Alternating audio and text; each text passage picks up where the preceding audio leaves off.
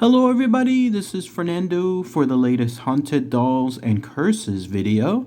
I thought for this video I would do a special one where I mix in not just one, but two different set of curses in one video, so that way you basically get double the pleasure here. Both of these curses in of themselves might not have enough information for one video, mixing them into two, and I think it becomes a great video here. In this case, one of them has to do with a haunted cursed mask, and then the other one actually has to do with a first involving a haunted or cursed phone number. So I'm going to present both of those options here, present the information associated with them.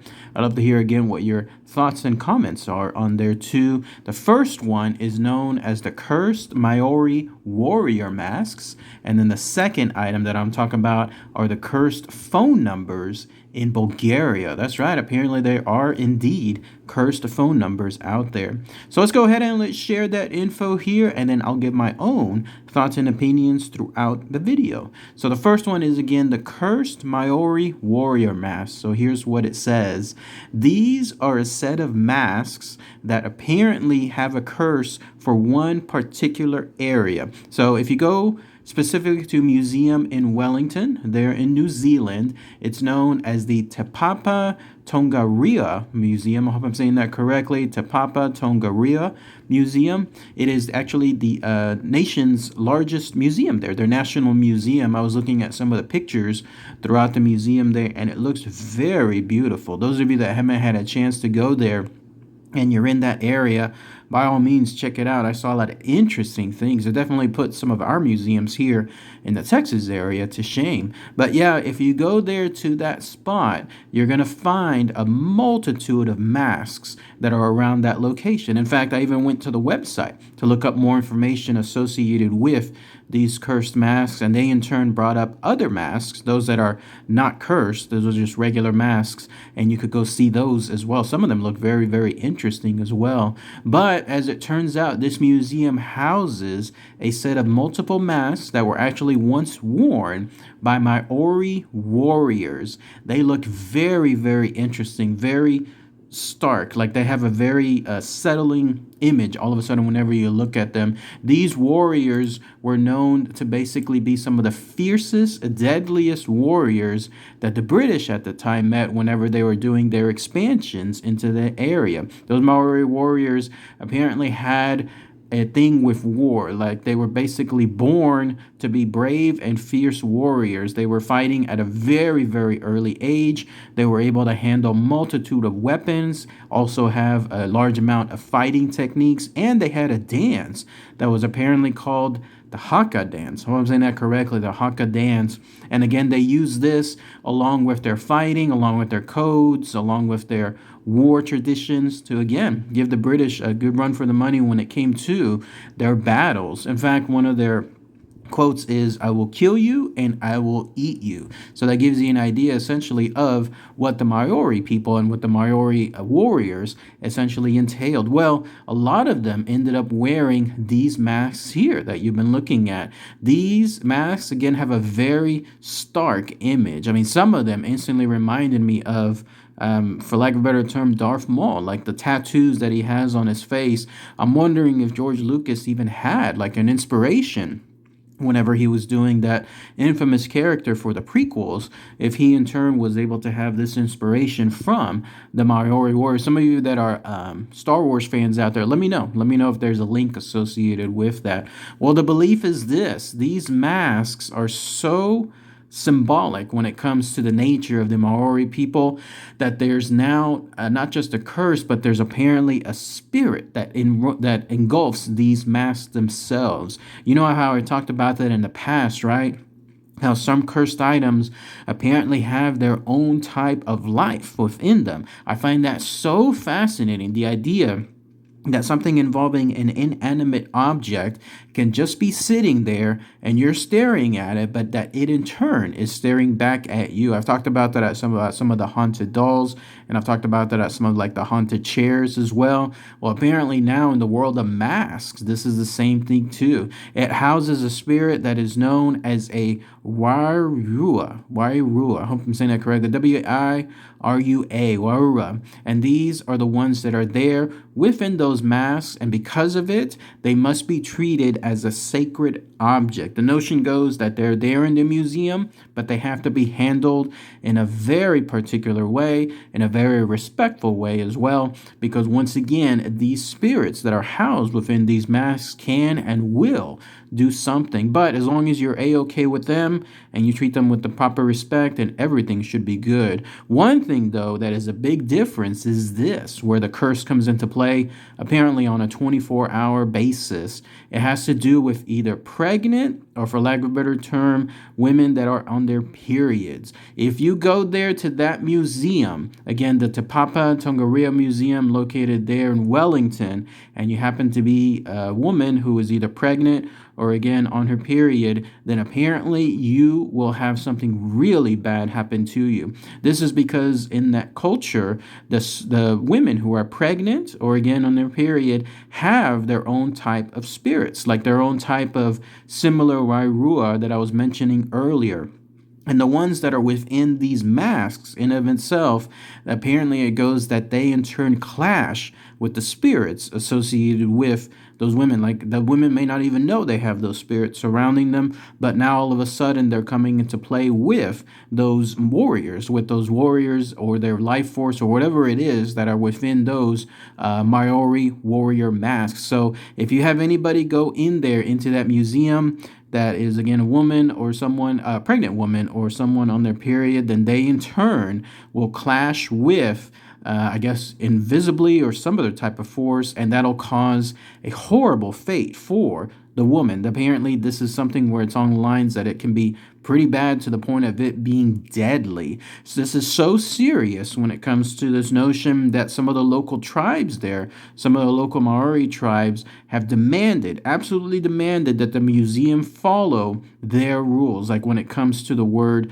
tapu. Apparently, tapu has to do with the presence of spirits. And so they demand that this stuff is handled very sacredly, that again, there's respect associated, and they want to protect the women who are again pregnant or on their periods. And so they want to absolutely make certain that they are not within any vicinity of these masks. And if you can believe this, and it's true, back in 2010, the museum itself, the Te Papa Tongarewa Museum, started asking these women to again stay away from their area associated with the masks. In fact, this is what a quote said: "Pregnant women are sacred, and the policy is in place to protect them from these objects." Again, when it came to avoiding visiting not just the masks associated with the museum, but in some cases the masks or the museum itself altogether. I had to check it out. I went to the website again for the museum, and I typed in the masks, and I typed in the policy, and then I typed in curses.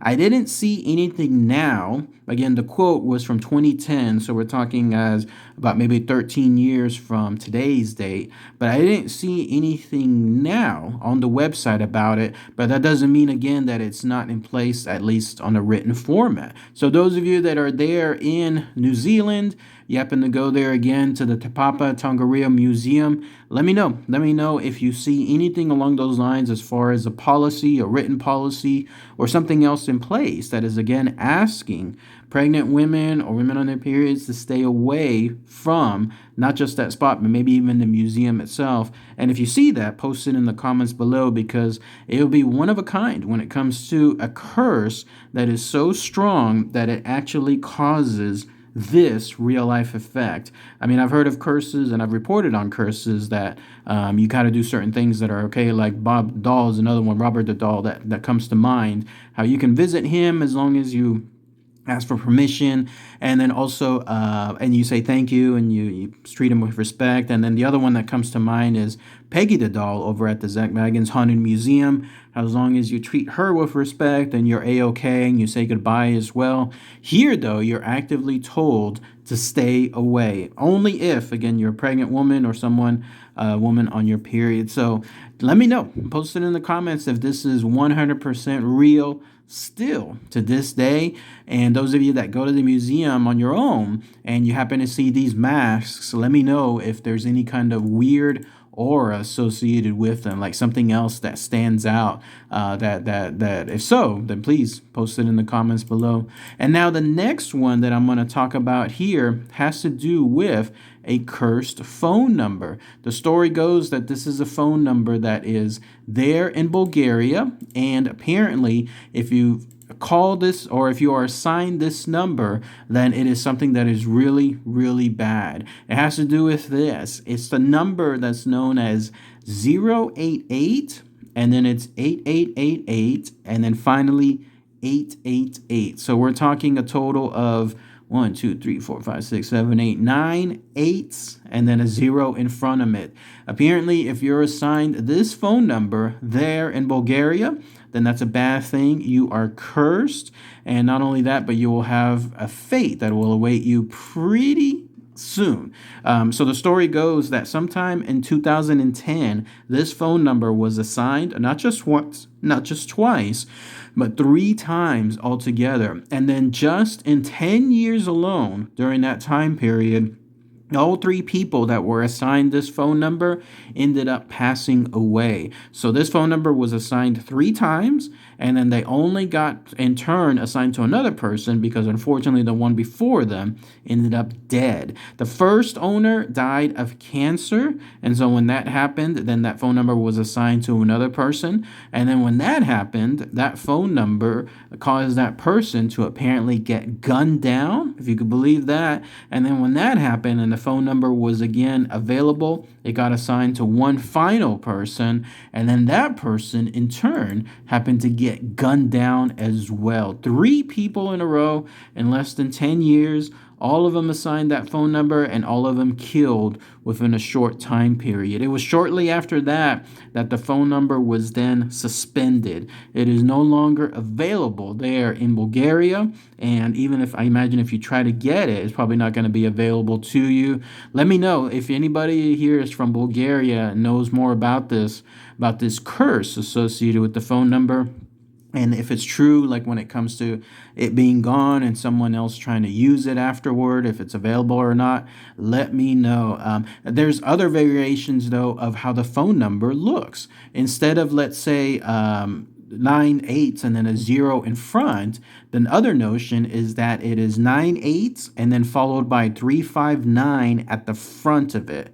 So again, 359 and then 9 eights afterwards. So that's one variation. And then another variation of it is that it is 0888 and then it's 888 and then it's 888. So 3 different versions associated with this phone number, but all of them having to do with a specific curse. I tried to find more information as to why that is. Like why the number 8? What does that have to do with anything special? But I couldn't. So if anyone has any more info along those lines, maybe those even in Bulgaria, is the number 8, is it basically just an unlucky number? Is it something that is associated with death or something else involving curses? If anybody has any more info along those lines, then please post those in the comments below. And then if anybody happens to be from Bulgaria and has more local insight, then please do so as well. But that's pretty much it. That's all associated with these 2 curses, all the information. One of them, again, involving the notion associated with those masks, those Maori warrior masks, the idea that they have these cursed items associated with them, and the other one is linked to the Bulgaria cursed phone numbers. All of them a variation of each other. Let me know what you guys think about this as well. All right, everybody. Thanks again as always. Take care. Bye.